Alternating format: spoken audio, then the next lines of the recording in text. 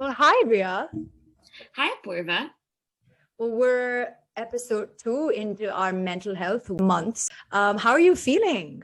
Good. Kind of ironic that this is Mental Health Month because I feel like these past few weeks have been really good for my mental health growth. I don't know if I'm just taking what we talk about in the pod and applying it, or if it's just kind of ironic, but very excited for today's conversation as well. But with that, I will let you introduce our guest.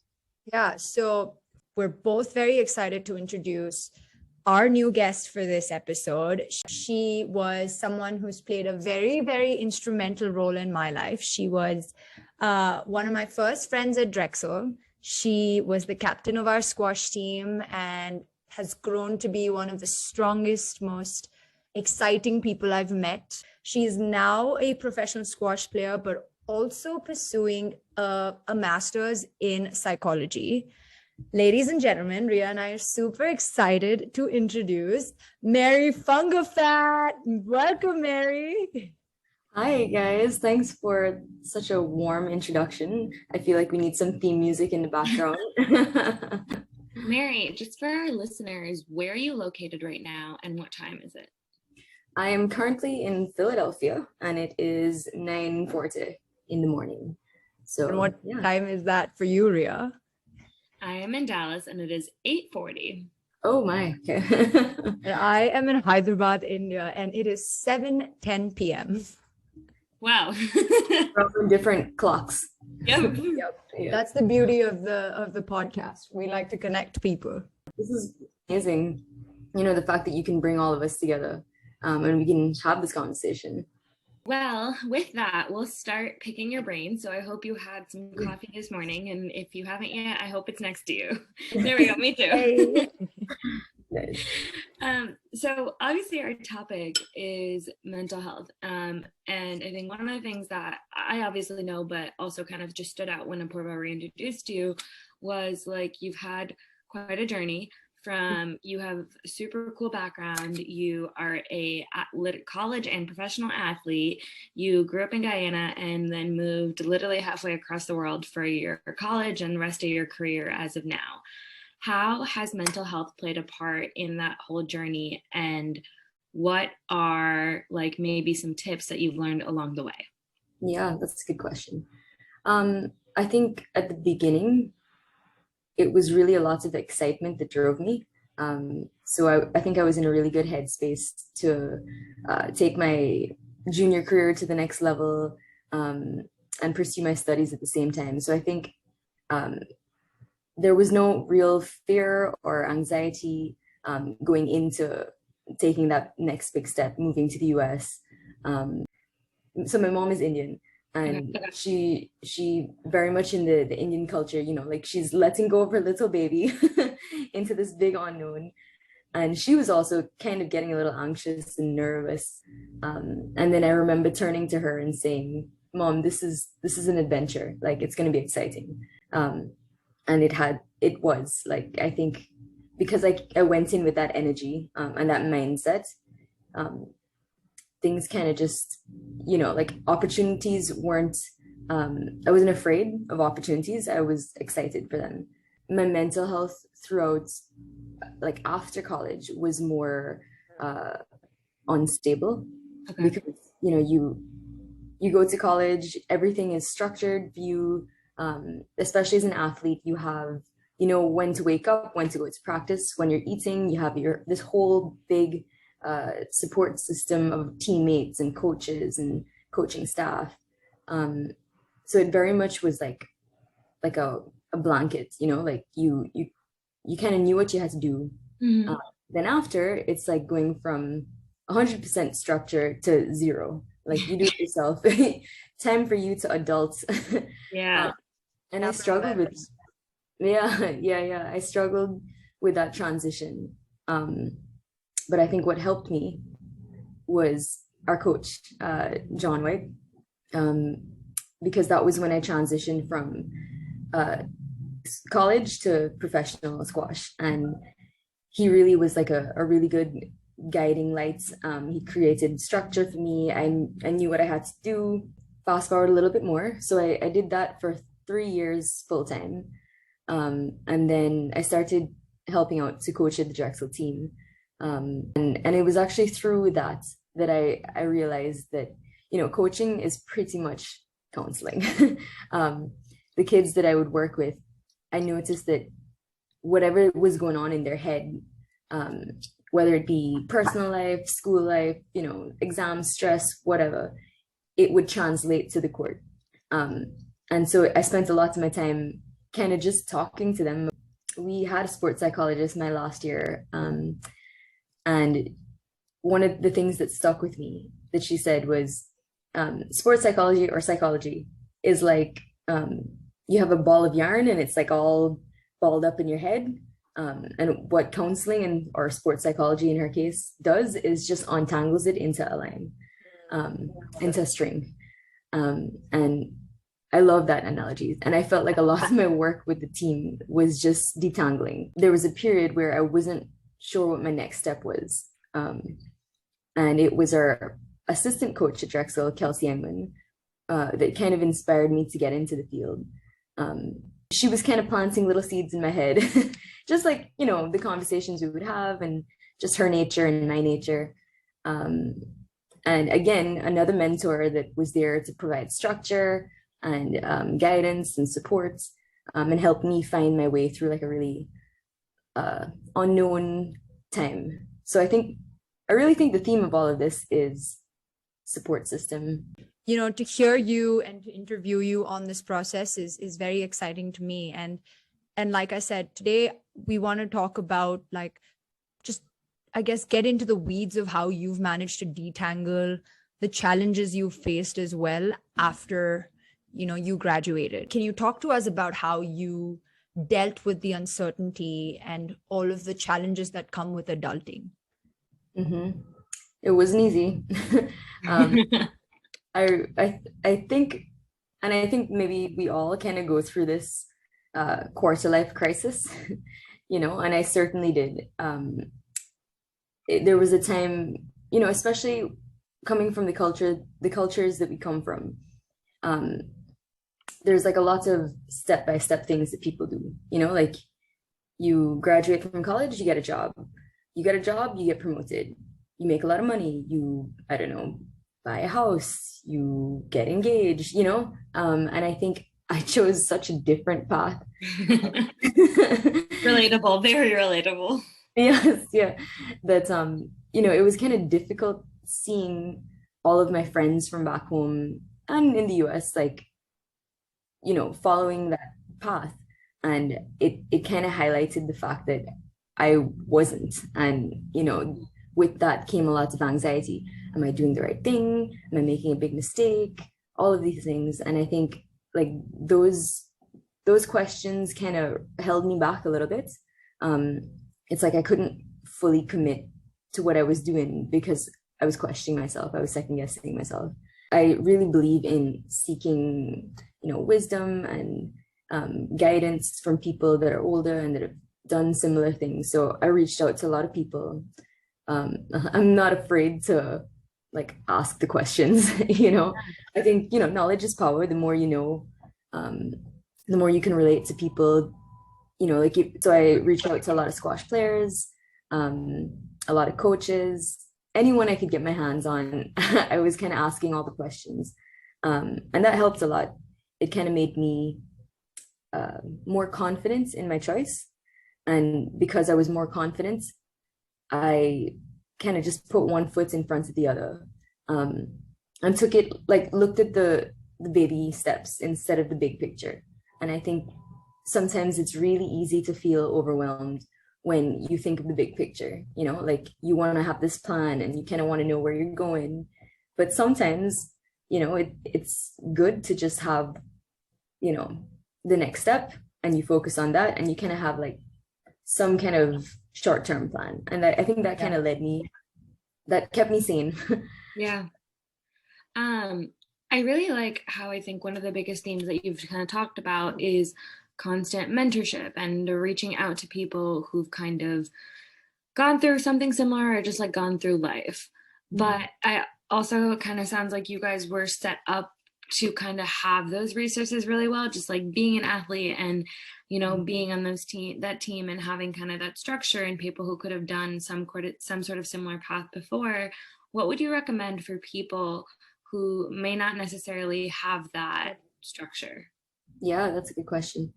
I was actually talking to a girl who's applying to Drexel, or to college squash in the US, and I told her this: don't be afraid to reach out and bug people. Ask them all the questions. I think, fear is a big thing that kind of holds us back.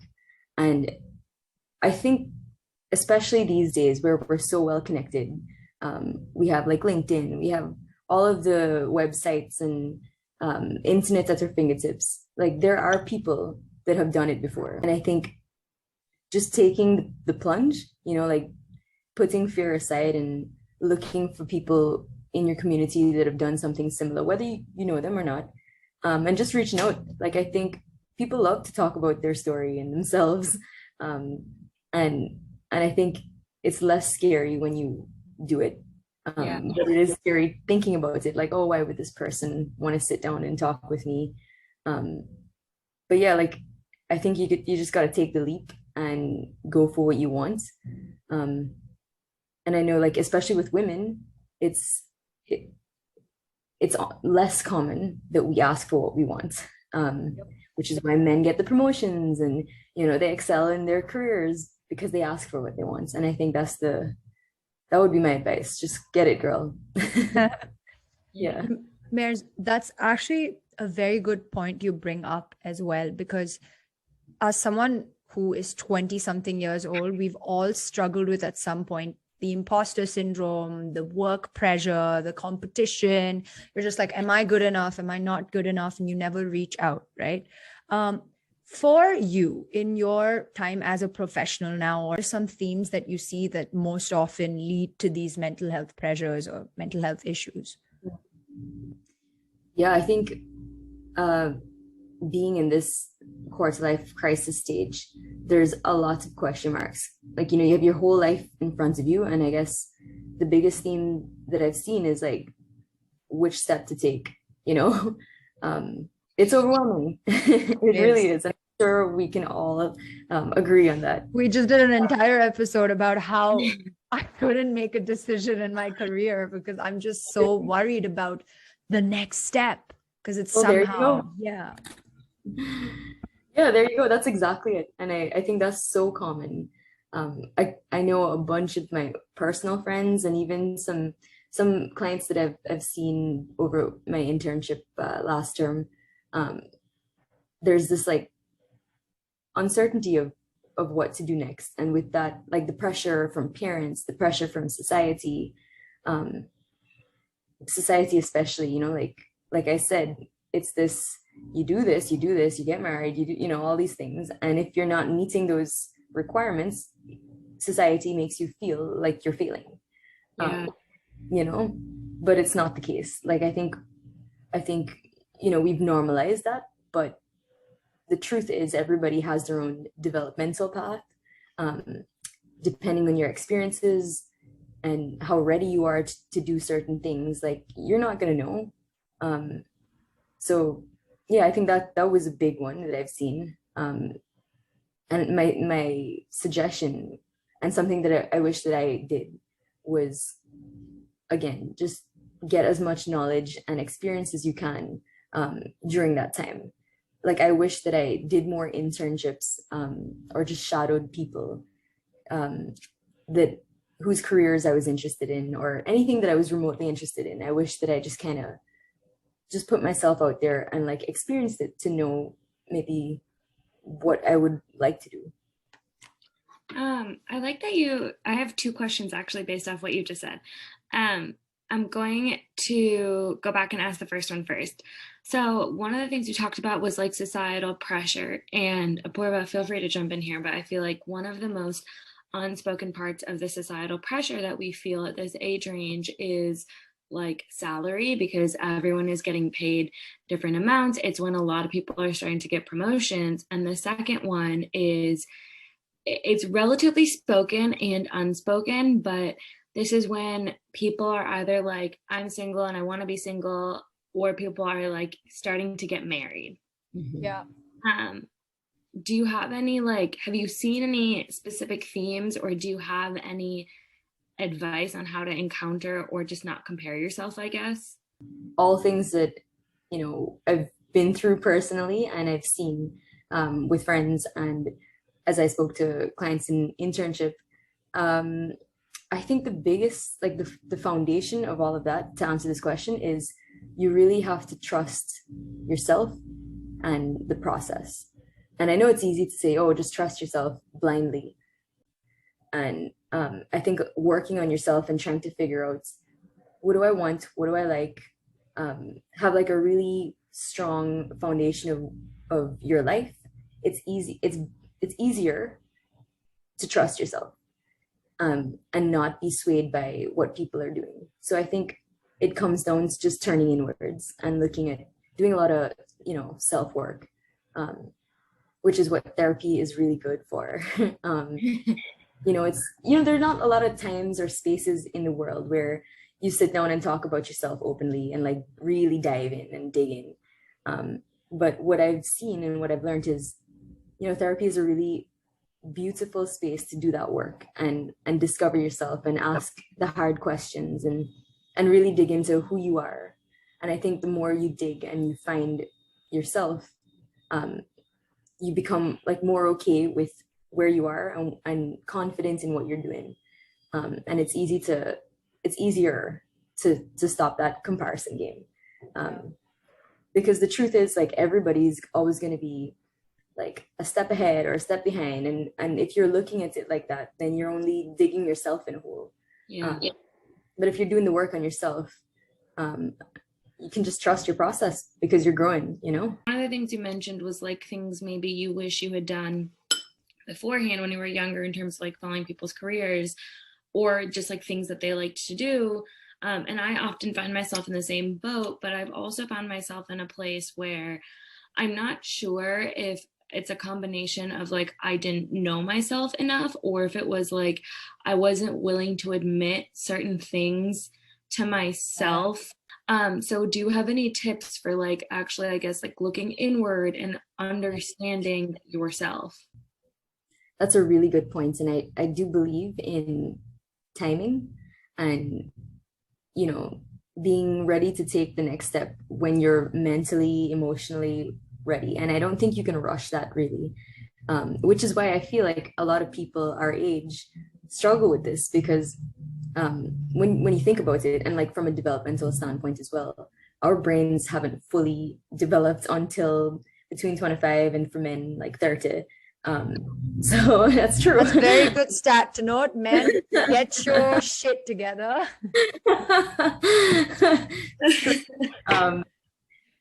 So yeah, like it's kind of like, how are we supposed to know biologically, what to do next if we aren't ready? Our brains haven't fully developed. So it could be partly that, and it could be why we all go through this quarter life crisis. So I think, in a sense, the kind of turmoil that we go through during like 21, 25 is normal. Like you're right, like you could be doing all of the right things, but you're just not ready to either admit it to yourself or like to take that next step. And the athlete mind goes to the same thing. Like, we could do all the training, we could prepare for the events, and we could show up to the tournament and totally like, vomit. Yeah. And that's okay. This is all life experience. And I think it's in those moments of like failure and maybe even just like stagnation that we learn. We learn a lot about ourselves. I want to actually touch upon something that you brought about earlier, and it kind of ties into everything that you spoke about, which is that big word, the elephant in the room, which is therapy. I remember a couple of years ago, I was going through pretty much like what all of us have gone through, which is transitioning from school, which is college, to adulthood, right? And the pressure of just going through that is mentally insane. And I was choking big time and I couldn't keep up with it. And a friend said, have you considered going to therapy? And I instantly flinched because I was like, nothing's wrong with me. I'm okay. Why do I have to go to therapy? You know? And that is very much a prevalent ideology with therapy, at least in the country I live in. So what is your advice to people when they're thinking of or trying to approach therapy? Yeah, great question. And it's also very stigmatized in Guyana. And generally, but I think especially in our cultures. Yeah, I would put it like this. When you go to the gym, right? Like you're taking care of your physical health. So I think therapy is the same concept for your mind. Like your mind, your brain is a muscle and you have to exercise it. Like you don't go to the gym when you pull a muscle, you know? You know, so it doesn't mean like, you know, you don't go to therapy. Well, you don't have to only go to therapy when you're in a crisis, you know, and it doesn't mean that anything's wrong with you. It just means that, you know, like your body, sometimes you cramp up or sometimes you break a leg or whatever.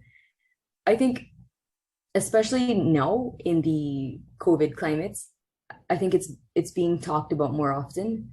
But I think like therapy is just having a complete third party look at your life and your situation, and give you, first of all, just validation that it's okay, you know, with no context of who you are, no connection to you. Give you validation, give you coping mechanisms and strategies. Yeah, and just ask you questions from a different perspective than what you're asking yourself. That's all it is.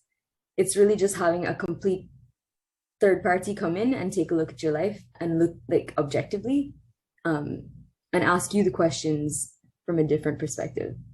It's really not as scary as it seems. I think, you know, like it has this bad rep, you know, that very Freudian vibe of, you know, there's somebody on a couch and, you know, there's this really intense Western European man asking you these questions. I just had that vision pop up in my head. 100%. Like, because he was like the one of the founders of therapy, and I think like that image is burnt into all of our brains, but it's not like that at all, really. It's pretty much whatever you want it to be. And especially these days, you know, like in my program, we were taught a lot of multiculturalism, and it's really just meeting your clients where they're at, understanding that they've come from different backgrounds and experiences, and their job, our job, is to meet you wherever you are. So it's not like a cookie cutter thing that people kind of imagine it to be. Yeah. Therapy has come a long way in society itself. Pretty interesting to see, like, that was what, 2015, and now we're in 2022 and we're sitting here having a conversation saying like, no, we should all be going to some sort of therapy and continuously like massaging our brains. So I think my one takeaway with stigma is like, it's evolving, and if you have those fears, then like maybe you're just at the forefront for having that evolved in your community or society or whatever. Yeah, absolutely.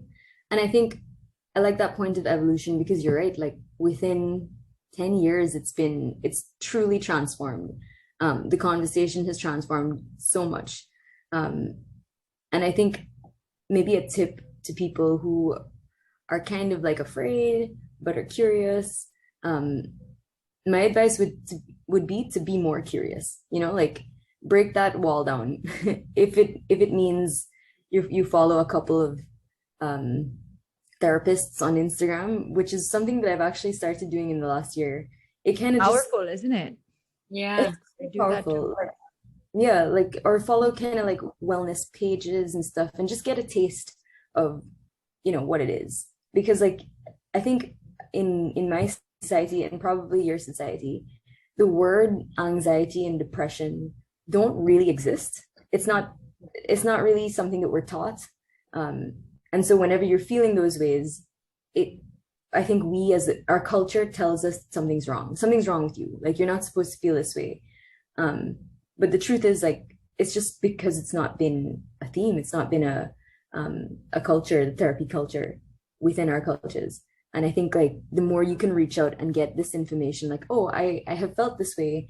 This person is saying that this is anxiety, or this is, I don't know, like depression, or maybe I do have an eating disorder.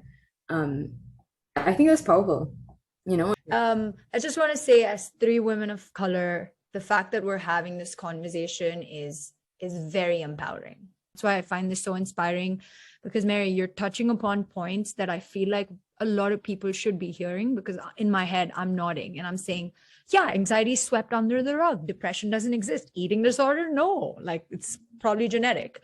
So that's how we approach it here. So it's quite the occasion that you're saying all of this. It's very reiterating. So Mary, I have a question for you. What are some tips you can give our audience on how you cope with, you know, those lull days where mentally you're just gone for a toss? Well, a well-timed question, because I have recently experienced some low times. So I just got back from this tournament, and it was the first one that I've been to, first team tournament that I've been to in a while.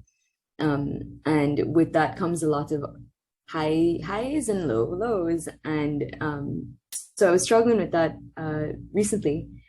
And from, I guess, my experience, I knew what I had to do. And that was community support. So the first thing that I do is reach out for support, like just have people around me. I think, like, I feed off of other people's energy. And yesterday I went for a hit with some of the Drexel folks, and just being in a space, like, I didn't really care about how I was playing. I didn't really care that I was hitting the ball poorly or whatever. I just felt so good being around a bunch of people that I know care about me, and in an environment that I feel safe in.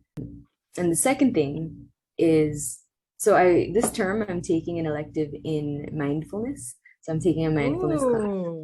Yeah, it's really great. And we're learning a lot of, like, you know, Buddhist teachings and science, a lot of science behind the power of mindfulness. You know, I think in the past, we kind of thought about mindfulness as this, like, you know, hocus pocus, you know, magic, you know, like gypsy stuff. But actually, in the last 5 to 10 years, there's been, like, an explosion of research that shows that it works incredibly well. And so what mindfulness is, basically, is sitting down with yourself quietly, looking inwards. And it's not about not thinking about anything. It's about observing the thoughts that come up in your mind and allowing them to pass. So it's kind of like, I use the Headspace app a lot. Oh my God. Me too. When Mary said, this is like a shameless just interruption, Mary, but like, when Mary said mindfulness, for those who do not know, Headspace is a great app, by the way, run by a British man with the most romantic, beautiful voice ever. So, like, when Mary said mindfulness, Headspace comes up, and his voice just, like, floats in my head. There are actually other voices though. Like, I love the Brit one, man. The Brit kills it. There's that colonial thing burnt into our brain. But it's true. Like, it's very peaceful, his voice, and it's his tone as well.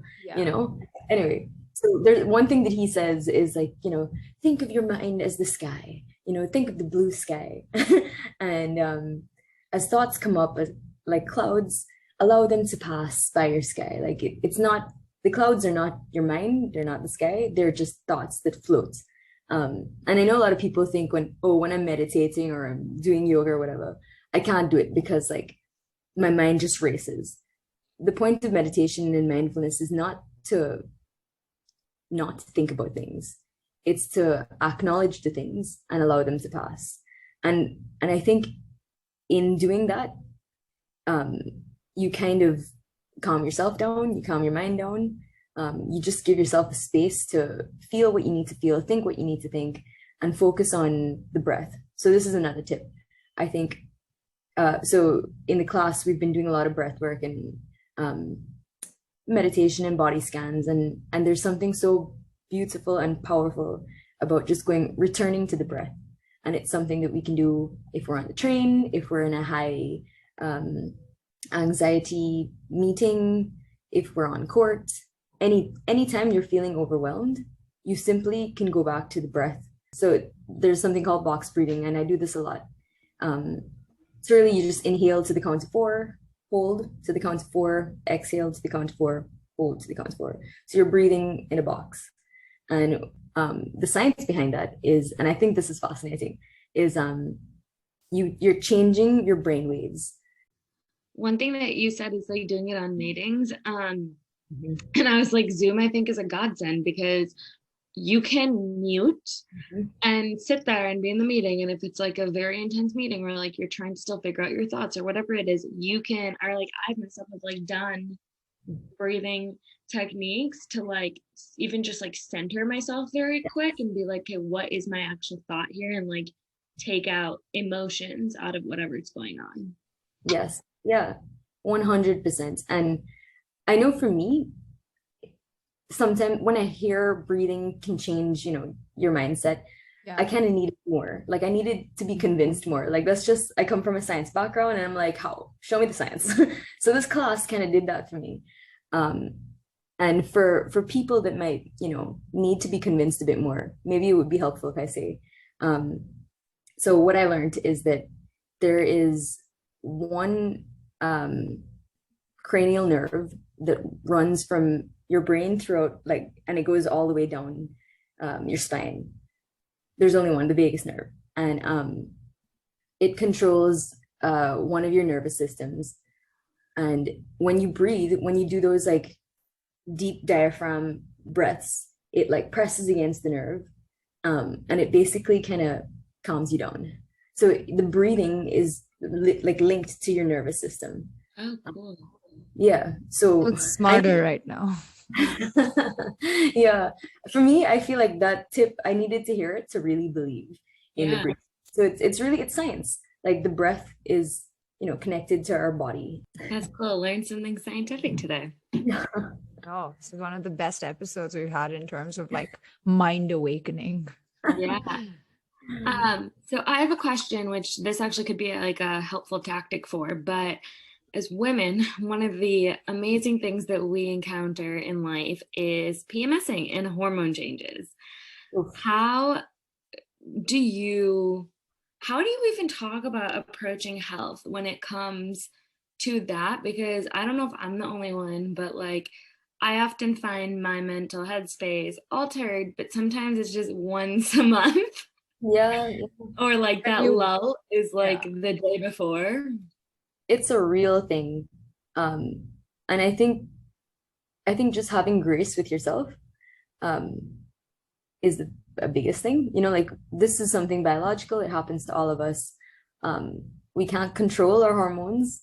So I think when the time is coming and you can feel your headspace changing, maybe be more intentional with your self-care. Like prepare yourself. Like don't wait until the muscle is injured to treat it. Do some strength work before. And that could look like, taking an extra long bath or doing a 5-minute meditation in the morning the day of. Just giving yourself a little space and room and grace to prepare for it. I think that's all we can do. Storm is coming. The storm is coming. Yes. You're like sheltering the windows, getting ready. When your phone goes, period, in 3 days, you're just like, whoa. You should get into your mode. I will also say that, like, I was just saying this to someone the other day. I was like, it's been like 10 plus years at this point since I've had my period. Why does it catch me off guard every single month? Yeah. And something else that popped into mind, like sometimes you can't control it. Like you can't control the hormones and you may have an outburst or, whatever it is. I think so. A technique that we speak about is noting. So whenever you're feeling a certain way, just note the emotion. Note what you're like. Name it. Actually, name it. Like, I am super frustrated right now. I acknowledge it. I can feel it in my, I don't know, my shoulders are tensing up, my uterus is crying, like whatever it is, I feel tired, I feel heavy. I think when we can note and name these things, we take the power away from the situation. Okay, everyone listening, if you've made it this far, we have something very exciting. Mary is going to help us go through a guided practice, whether you're ending your day or kickstarting your day. This is it. So yeah, go on, Mary. The world is your oyster.